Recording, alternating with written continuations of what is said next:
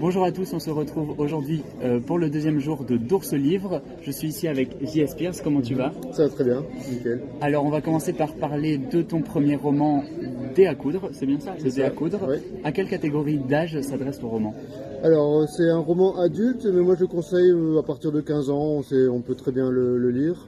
Voilà, pas pour les thèmes, parce que c'est des thèmes qui peuvent intéresser tout le monde, mais plus pour le niveau de lecture. Il n'est pas évident, il y a beaucoup d'informations, il faut rester concentré, donc 15 ans c'est très bien. Est-ce que tu peux nous le résumer, nous parler un petit peu de ton livre, nous dire Oui. de quoi il parle? Alors donc on a 6 personnages qui sont aux 4 coins du monde, on en a en Australie, aux États-Unis, en Europe, etc., qui vont tous recevoir la même enveloppe avec un dé à coudre et un ticket de transport vers Londres. Donc ils vont se poser énormément de questions parce que l'envoi n'est pas signé, il y a une adresse qui est très lacunaire et ils vont finalement décider de tenter l'aventure, ils vont tous se retrouver à Londres et là ils vont partager leurs hypothèses, apprendre à se connaître et on va leur soumettre des énigmes, toujours anonymement, qui vont les faire partir donc à Greenwich, puis en Normandie, puis sur une île mystérieuse. Là il va se passer plein de choses assez fantastiques. On va découvrir des coïncidences complètement folles qui vont les faire avancer dans leur enquête. Et ils vont découvrir qui leur a envoyé ce dé à coudre, pour quelles raisons, et aussi qu'ils ont un lien entre eux, entre 6.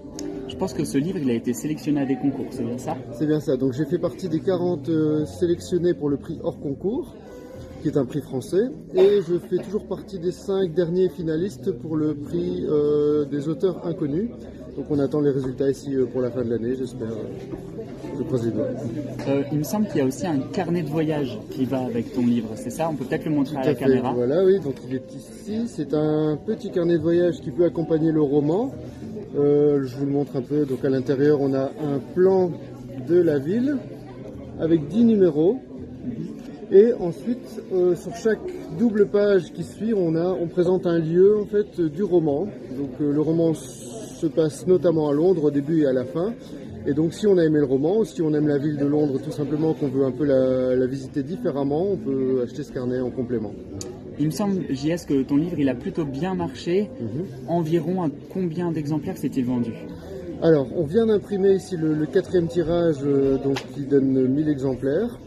Donc ici on a dépassé les 800, 850 presque exemplaires.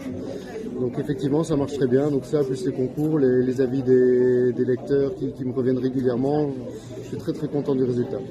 Est-ce que le titre il a une importance, l'objet du dé à coudre, est-ce qu'il a une signification? Oui, alors le dé à coudre effectivement c'est un petit objet qui va être le lien entre tous les éléments dont je parle. Donc ça va être le fil rouge de mon histoire, on va parler des contes pour enfants avec Peter Pan, l'Échappée des merveilles, le magicien d'Oz, on va aborder Jack l'Éventreur, il y a aussi une importance avec les dés à coudre.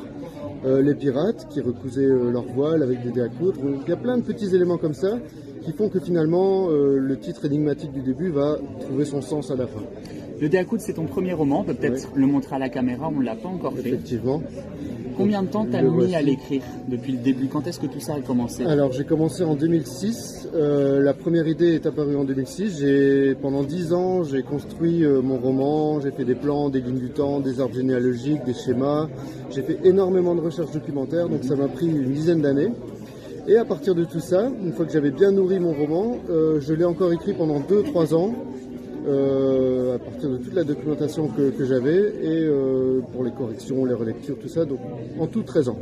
Est-ce que tu peux nous expliquer comment tu es arrivé chez Panthère Éditions? Alors j'ai découvert tout simplement une petite annonce sur Facebook, ils avaient fait une publication et ce qui m'avait plu dans leur recherche de manuscrits, c'était leur recherche de qualité, d'exigence et la priorité qu'ils mettaient sur le livre papier. Parce que moi j'ai une grande bibliothèque à la maison, je privilégie vraiment les livres papier aussi et je trouvais ça important. Donc, Voilà, et il me semble, je me permets de le prendre, que tu as lu, ça c'est la dernière sortie, le scénographe de chez Panthère Éditions. Effectivement. Comme tu l'as lu, est-ce que tu peux nous en parler un petit peu, nous dire de quoi il parle? Donc c'est le petit nouveau de la maison d'édition, il va sortir officiellement le 25 et 26 novembre à Mons, lors du salon Le Livre de Wallonie. Mais on l'a déjà mis ici en vente en novembre dans les différents salons parce que les auteurs seront présents fin novembre. Donc l'histoire, c'est une enquête policière qui va se passer à Paris en 2018. Donc en fait, on a les chapitres qui vont alterner entre l'enquêteur et la victime. Donc c'est une auteure qui écrit des romans aussi, qui va se faire enlever par un tueur en série.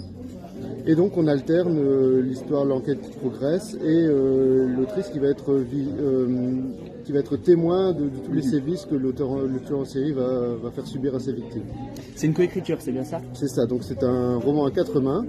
Donc Chris Auguste et Jérémy Nézet qui ont écrit ça, ils se sont rencontrés sur un forum d'écriture et ils ont mis en place ce roman-là. JS, où est-ce qu'on peut te retrouver dans les prochaines semaines?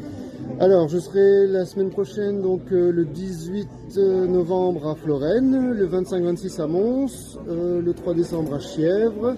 Ensuite, je serai au marché de Noël de Ciné, et voilà, ça n'arrête pas. Voilà. Un bon programme, donc moyen de te retrouver un petit peu partout. Tout à fait, vous pouvez suivre ce programme-là sur mes pages Facebook et Instagram, et sur les éditions Panthère aussi, on partage tous les événements qui ont lieu en lien avec les livres. Super, JS, merci beaucoup pour cette petite capsule. Et merci à nos auditeurs de nous avoir écoutés. À tous, un très bon salon, une bonne suite de salon à vous.